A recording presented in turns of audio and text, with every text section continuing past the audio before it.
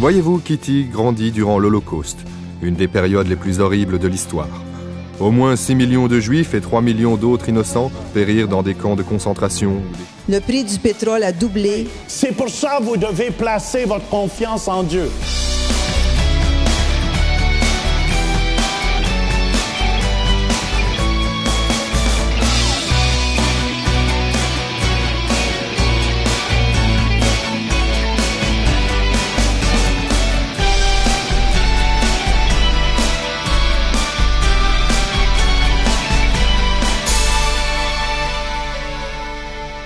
Katie Sachs est une femme pleine d'énergie. Vous savez que vous êtes courageuse et pleine de vie? Oui. Oui, je suis un grand clown. Un grand clown? Oui. Mais vous n'êtes pas si grande. Je sais, mais le clown en moi est très grand. Et ainsi sont les souvenirs de Kitty. Voyez-vous, Kitty grandit durant l'Holocauste, une des périodes les plus horribles de l'histoire. Au moins 6 millions de Juifs et 3 millions d'autres innocents, hommes, femmes et enfants, périrent dans des camps de concentration ou des chambres à gaz. C'était l'œuvre d'Adolf Hitler, appelée la solution finale. Seul un Juif sur 3 en Europe survécut, et Kitty fit partie de ce lot de survivants. Quand vous y repensez, quand vous entendez le mot Holocauste, quel effet cela a-t-il sur vous? Je sens de la colère envers les nazis. J'oublierai jamais ce qu'ils ont fait. C'était une folie absolue, c'était un monde fou. Nous avons échappé à un monde en folie. Que penseriez-vous si quelqu'un se présentait chez vous pour vous jeter dehors? Je veux dire, ça s'invente pas. Être éjecté de sa propre maison, être rejeté de son propre pays parce qu'on est juif. Kitty n'avait que 6 ans lorsque les nazis prirent sa maison en Autriche. À la recherche de secours, ses parents et elle s'enfuirent en Belgique. Tout ce que je voulais, c'était retourner avec mes parents et mes grands-parents. C'était très difficile pour moi d'accepter le fait que nous devions nous enfuir, que nous devions partir. Je ne pouvais pas comprendre, je n'arrivais pas à comprendre. Malheureusement, les Allemands arrivèrent juste 5 jours avant l'embarquement de la famille de Kitty pour les États-Unis. Cela fit toute la différence. Nous devions porter l'étoile jaune pour nous identifier. Nous ne pouvions plus voir de médecin. Aucun juif ne pouvait bénéficier d'assistance médicale. Aucun juif ne pouvait aller au théâtre. Aucun juif ne pouvait aller au parc. La vie pour les juifs devint de plus en plus dangereuse. Alors que les parents de Kitty se cachaient dans un appartement, Kitty et sa compagne de toujours, Eva, durent compter sur quelqu'un d'une foi différente. Un chrétien m'a secouru. Vous savez, on n'aurait pas pu s'en sortir sans un chrétien qui était suffisamment préoccupé par le sort de quelqu'un d'autre. Qui était cette personne? Cette personne, c'était mon professeur de gymnastique. Elle s'appelait Fernande Henrard. C'était une fervente catholique. Française? Belge. Belge. Elle m'a vu marcher dans les rues un jour et m'a dit « Kitty, je pense que c'est très dangereux pour toi de marcher comme ça avec ton étoile. Je vais te mettre dans un couvent. » Pourquoi voulait-elle faire cela? Elle prenait elle-même un risque énorme. Elle prenait un risque énorme. Pourquoi? Parce que, disait-elle, je suis la gardienne de mon frère. Elle en a caché beaucoup. Je suis pas la seule. Elle plaça beaucoup d'enfants dans des couvents, des orphelinats, des internats, chez des chrétiens. Tous ceux qui voulaient bien nous prendre.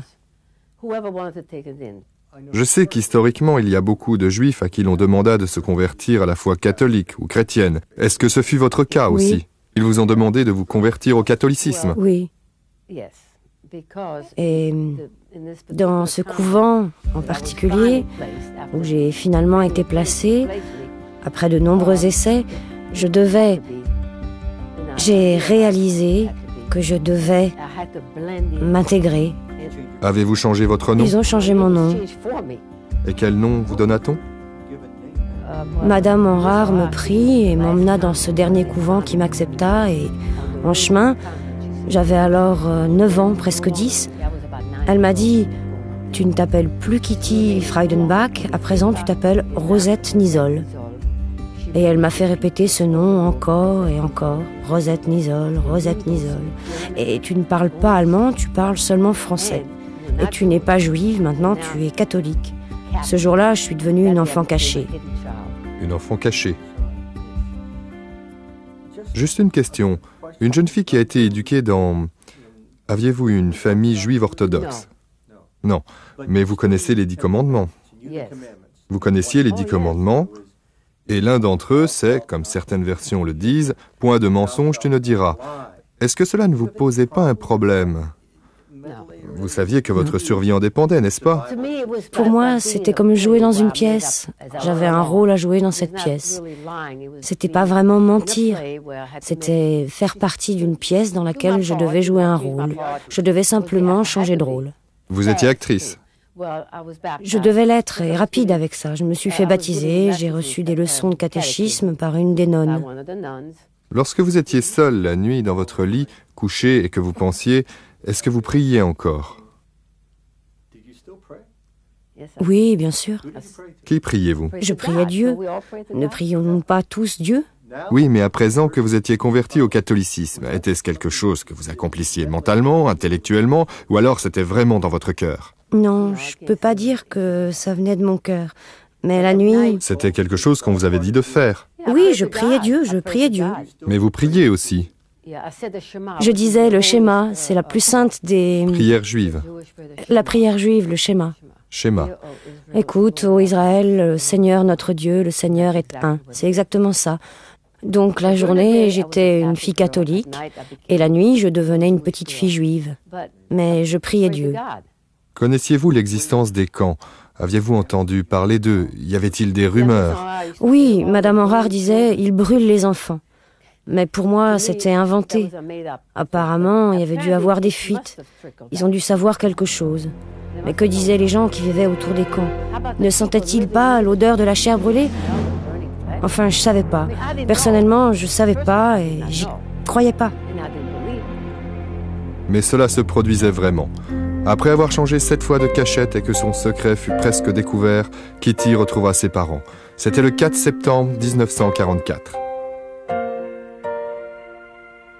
La sœur ouvrit la porte et elle dit « Mes enfants, nous sommes libérés. » Dites-le en français. Mes enfants, nous sommes libérés.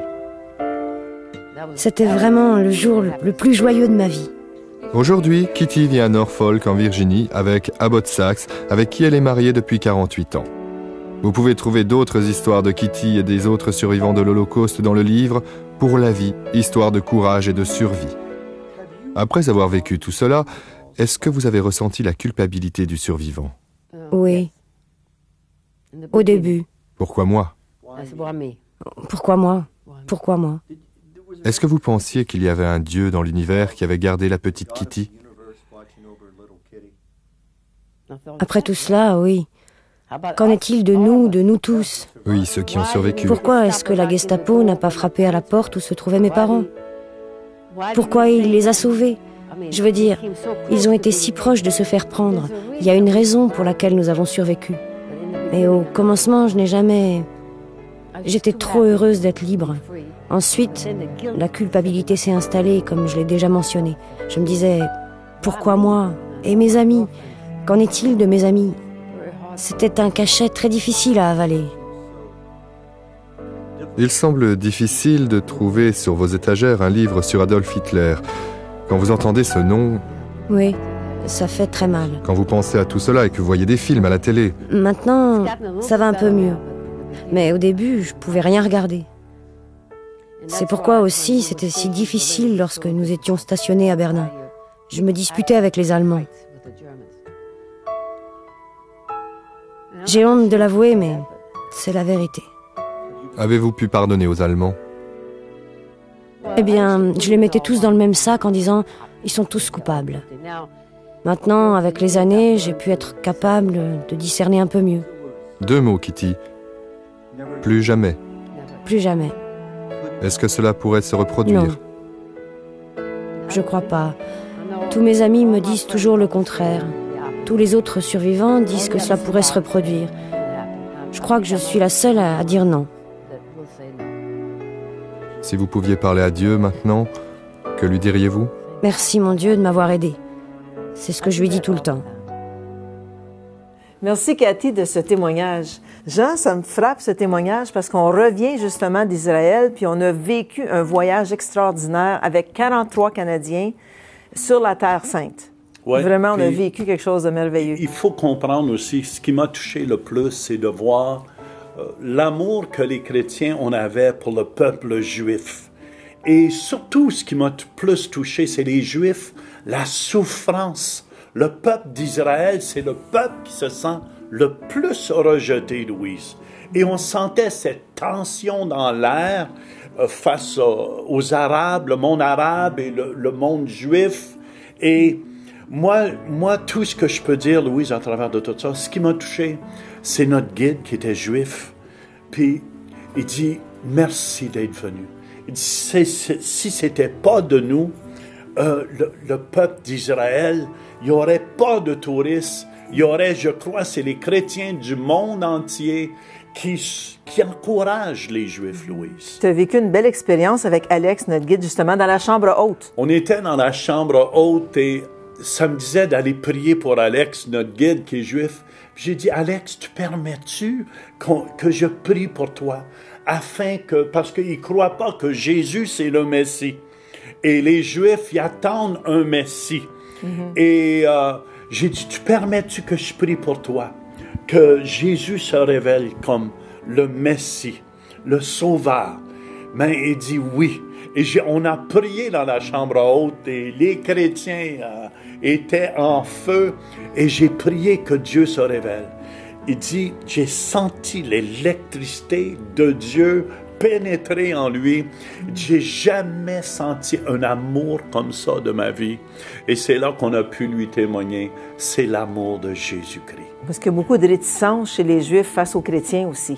Oui, c'est sûr, parce que ils n'acceptent pas notre Messie qui est Jésus, et c'est à cause qu'ils ont refusé Jésus comme Messie que nous, on a pu entrer.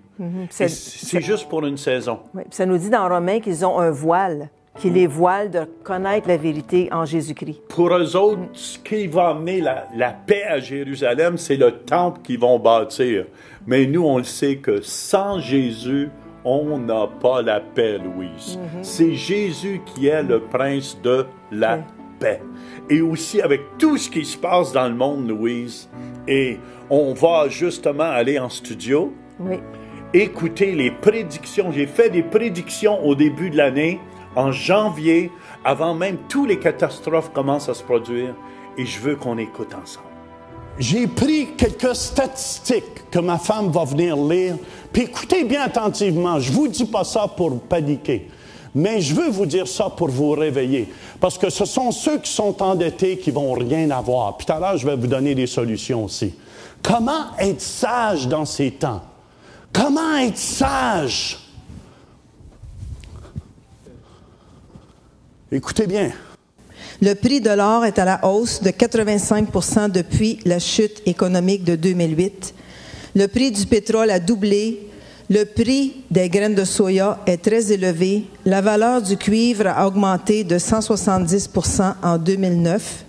Depuis juillet 2010, le prix du coton a augmenté de 80%. Alors, tous les vêtements vont monter. L'automne dernier, les pays les plus puissants du monde, c'est-à-dire la Chine, Écoutez ça. le Japon, la Russie et la France se sont rencontrés secrètement, sans la présence des États-Unis, qui n'étaient aucunement au courant de cette rencontre secrète. Robert Fisk, un journaliste expérimenté du Moyen-Orient, rapporte « Le Golfe arabique planifie avec la Chine, la Russie, le Japon et la France d'arrêter complètement l'utilisation du dollar US pour le pétrole en le remplaçant par le yen japonais, le yuan chinois, l'euro de la France, l'or et la monnaie unifiée des nations du Conseil de coopération du Golfe, incluant l'Arabie saoudite, Abu Dhabi, Koweït et Qatar. Alors, ils veulent éliminer l'argent américain pour prendre leur argent à eux dans le Golfe du Mexique, incluant la Chine, le Japon et la France. Chen Sihui, l'ancien vice-président du comité permanent de la Chine, a dit ceci, que la Chine va arrêter de mettre autant d'argent dans les dollars US pour l'investir dans le yen, dans l'euro et dans l'euro. De plus, la Chine est le pays qui a le plus de dollars américains au monde, dans la Chine. L'une des plus grosses banques au Mexique, HSBC, n'accepte plus les dépôts d'argent américains. La raison est simple, ils ne veulent plus avoir de l'argent américain car elle est continuellement à la baisse. En Allemagne, nous avons la même situation et à Amsterdam, les touristes qui veulent échanger de l'argent américain en euros ont été refusés. En Inde, un touriste dit que depuis 2008, l'argent américain n'est plus accepté dans les sites touristiques dont le Taj Mahal. De plus, le dollar US n'est plus valide à Cuba. Le New York Times rapporte que maintenant, beaucoup de boutiques en Chine n'acceptent plus les cartes de crédit en dollars données par une banque étrangère. Ça, c'est en Chine. Les étrangers ne peuvent pas échanger des dollars en renminbi au-delà d'un certain quota. Ça, c'est en Inde. OK? Puis l'Iran a déjà enlevé ses réserves en dollars US et Koweït quelques années passées aussi. OK? L'Iran et Koweït. Bloomberg News a dit ceci, la Chine et la Russie planifient de s'échanger leur monnaie ayant pour but de détruire le rôle du dollar US dans le commerce mondial. Leur intention est de diminuer leur dépendance du dollar comme monnaie de facturation, explique Banu Bayeja of UBS Bank. À plusieurs endroits au Texas, on accepte les pesos, ça c'est au Texas, on accepte les pesos mexicains et nous retrouvons des affiches euros acceptées à plusieurs endroits comme Manhattan et aux Hamptons à New York. Les représentants même des galeries d'art disent qu'ils ne veulent pas décourager la vente à cause du problème de la monnaie. Alors, ils acceptent les euros partout. À Chicago, Mercantile Exchange accepte maintenant les barres d'or pour établir ou conclure un contrat. Alors, ils acceptent de l'or pur. Tandis qu'auparavant, ils acceptaient seulement les bons du Trésor américain comme paiement. Bill Gross, un des plus grands savants au monde en connaissance de monnaie et de dette, a dit « Nous disons à tous nos clients de ne pas acheter ou investir dans les dollars US. » Jim Rogers, un investisseur multimillionnaire, a dit ceci « Le dollar n'est non seulement en baisse, mais c'est un dégât. Le dollar pourrait perdre son statut comme monnaie de réserve mondiale si un changement ne se produit pas. Cet événement pourrait conclure une baisse considérable du style de vie des Américains, c'est sûr. » Puis, le président des banques mondiales, Robert Zoellick, a dit « Les États-Unis seraient dans l'erreur de prendre pour acquis la valeur du dollar comme monnaie dominante dans le monde. Il y aura d'autres options pour remplacer le dollar. » Ricardo Amari, économiste, a dit ceci, « Le dollar américain a atteint son objectif depuis la fin de la Deuxième Guerre mondiale et est devenu la principale monnaie d'échange mondiale. Mais cela tire à sa fin car le système est malade et mourant. » M. Amaral termine en disant que la chute du dollar sera la plus grosse crise économique que le monde entier n'aura jamais vue. Saviez-vous que 42 millions d'Américains, puis ça m'a surpris quand je l'ai lu, achètent leur nourriture au moyen de bons alimentaires donnés par le gouvernement? 42 millions d'Américains, c'est-à-dire 13% de la population des États-Unis. Le montant a augmenté à 17,5% l'an dernier et le nombre de bons alimentaires augmente depuis les 19 derniers mois. Est-ce qu'un pays peut être en santé lorsque 13% de la population n'a pas les moyens pour acheter de la nourriture? Saviez-vous que le prix de l'or et l'argent ont augmenté de façon phénoménale depuis les 10 dernières années? L'argent est effectivement l'élément d'actif le plus performant de ce siècle, pas l'or. Chris Weber a dit « L'or est passé de 256 $ à 1 365 $, ça doit être de l'once? De l'once. Depuis l'an 2000, une hausse de 433 %. L'argent est passé de 4 $ de l'once à 24,96 de l'once, soit une hausse de 521 %. Il est rendu à 33 de l'once. Il est rendu à 33 $. C'est évident que les investisseurs intelligents veulent avoir en leur possession de l'or et de l'argent et non des dollars américains. Amen, merci. Mais écoutez bien, tout cela pour vous dire, on ne peut pas placer notre foi dans les dollars. OK? Écoutez-moi tout le monde. Ça veut dire, si le dollar américain, on va être très, très, très affecté ici. OK? Puis, moi, ce que je vous encourage, amen. Vous savez, quand les livres ont tombé en Angleterre, dans les années 17 et 1800, c'était les pounds qui contrôlaient le monde. C'était l'argent anglais qui contrôlait le monde. Écoutez-moi, parce que c'est pour votre bien que je vous amène ça. OK? Pas pour vous faire peur, mais pour vous réveiller dans quel temps qu'on est. Amen. Et c'est tellement important de comprendre le temps qu'on est dedans aussi. Parce que je crois que ce système doit tomber afin que le système céleste entre en place. Je crois que les enfants de Dieu, ceux qui placent leur confiance en Dieu, on va être bénis. Je crois de tout mon cœur qu'il va y avoir un transfert pendant le 2011. Je crois assis ici présentement, il va y avoir au moins une 50aine de millionnaires qui vont surgir. Dieu va faire des miracles dans votre vie. Dieu va faire des situations où ça va retourner en or. Amen, amen. Mais écoutez bien, dans tous ces temps-là, c'était des temps que les gens s'enlèvent la vie. J'écoute bien Dragon's Den, mais il y en a un, comme ça il dit, money talks.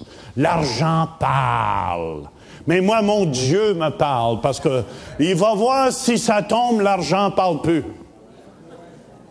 Est-ce que vous me suivez? C'est pour ça que vous devez placer votre confiance en Dieu. Mais dans les années 17 et 1800, quand les livres vont tomber, amen, les seules choses que vous pouviez acheter, c'est avec de l'or et de l'argent. Et je crois de tout mon cœur, je vous dis pas ça pour paniquer, mais je vous dis, sortez des dettes, parce que ceux qui sont dans les dettes, vous allez être gorgés au complet. Moi, je vous encourage comme pasteur, amen, mettez de l'argent de côté. Les taux d'intérêt vont remonter. OK? Parce qu'ils ne peuvent pas continuer. Écoutez bien, je vais juste vous donner le bon sens. L'argent américain, ils font de l'argent comme qu'ils veulent.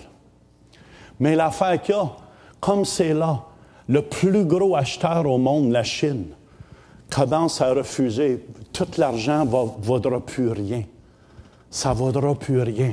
Ça veut dire l'Amérique est après tomber. Mais c'est pour ça qu'il faut prier. Il ne faut pas se réjouir, mais écoutez-moi. Moi, je dis, amen, je veux voir l'argent céleste.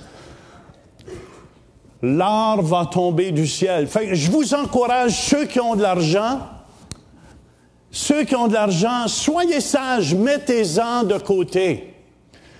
Puis les banques, c'est pas la meilleure place à les laisser dedans.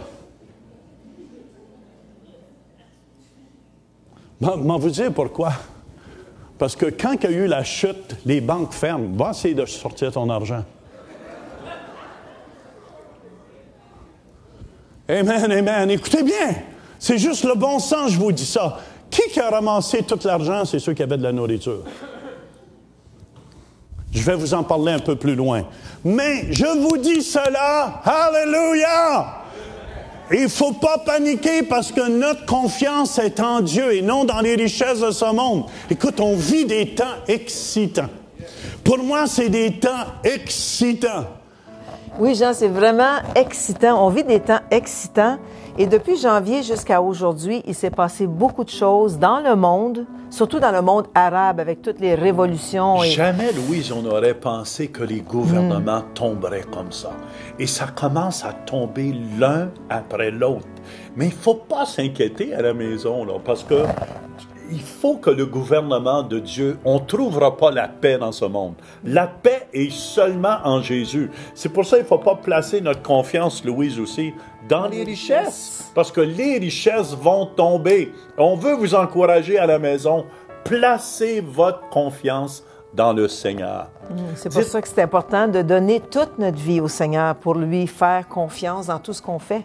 Faites juste vous dire, Jésus, je te donne toute ma vie aujourd'hui. Toute ma vie aujourd'hui. Pardonne mes péchés. Pardonne mes péchés. Je t'accueille. Je t'accueille. Comme Seigneur. Comme Seigneur. Et Sauveur. Et Sauveur. Amen. Amen. Si vous avez fait cette prière, écrivez-nous ou téléphonez-nous au numéro qui passe au bas de l'écran.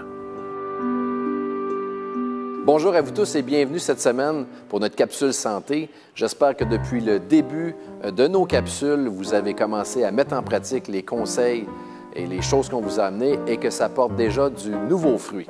En tout cas, pour ma part, je suis bien encouragé, je suis très honoré d'être ici aujourd'hui. On va aborder un petit peu un sujet différent cette semaine. Je veux vous parler un petit peu des régimes qu'il y a pu y avoir depuis de nombreuses années qui vous parlent de manger de tant de calories, se priver de telle chose, aller à l'extrême vers telle autre chose. Je ne veux pas discréditer aucun régime qui est dans notre société. Cependant, il faut avoir un certain équilibre. En 1935, les régimes hypocaloriques, donc un nombre restreint de calories, a été instauré dans notre société. Et depuis 1935 jusqu'en 1997, l'Organisation mondiale de la santé, en 1997, a déclaré l'obésité comme une épidémie planétaire. Alors, si depuis 1935 jusqu'à 1997, on nous a dit de diminuer les calories et que les gens ont continué à prendre du poids, à mon avis, je crois que les calories ou les diètes ou les régimes de calories réduites ne fonctionnent pas. Ça l'amène une privation au niveau de certains aliments. Ça ne dure qu'un certain temps et à un moment donné, on devient frustré d'être privé d'aliments. Et à maintes reprises, j'ai vu des gens que je connais personnellement perdre un poids rapidement, mais reprendre du poids aussi rapidement et même un surplus de poids qu'ils n'avaient pas avant. Ce que je veux vous proposer aujourd'hui, ce n'est pas une solution facile, c'est une solution pour le restant de votre vie. Je vous invite vraiment à retourner vers les aliments complets qui sont sur le marché, qui sont plus difficiles à trouver et qui sont définitivement un petit peu plus chers à se procurer. Mais si vous allez dans votre supermarché et vous remarquez aujourd'hui le nombre de repas déjà préparés, le nombre d'aliments surgelés, ce sont tous des aliments qui ont été transformés. Je vous invite à manger un brocoli qui est frais versus des brocolis qui sont mis dans un sac de conserve dans le réfrigérateur ou dans le congélateur. Il y a quelque chose de meilleur dans l'aliment qui est complet. Je vous invite à manger des farines complètes. Je pense à farine de camute, farine d'épeautre, farine de blé intégrale moulue sur pierre. Commencez à faire des recettes, comme on pourrait dire ici au Canada, les recettes de nos grands-mères avec des bons ingrédients. Vous allez voir une meilleure nutrition, un meilleur apport énergétique et surtout, vous allez éviter de manger des aliments et des ingrédients qui ont été modifiés, qui ont été transformés génétiquement et qui ne sont pas bons pour votre santé. Alors, allez sur notre site web au centreéveil.com sous la rubrique Multimédia et allez nous chercher. On vous a mis un groupe d'éléments nutritifs avec leur index de sucre qui est très important. Regardez cette liste-là et voyez de vous-même tous les aliments transformés, comment ils sont néfastes pour la santé. Et allez vers les ingrédients qui sont complets pour assurer une bonne nutrition pour votre corps. Alors, je vous dis à la semaine prochaine pour une autre capsule. Visitez le site web centreréveil.com pour participer à nos services en direct. Pour un don mensuel de 20 $ ou plus, devenez partenaire de l'émission Réveil et recevez le DVD du mois. Vous pouvez faire vos dons en ligne avec Visa et Mastercard ou un chèque par la poste. Et nous apprécions votre soutien. La souffrance, Declercq l'avait connue depuis son enfance. Que la sexualité va devenir, les gens vont être de plus en plus obsédés. Tu vas dans certains pays comme c'est là, même les petits-enfants sont obsédés.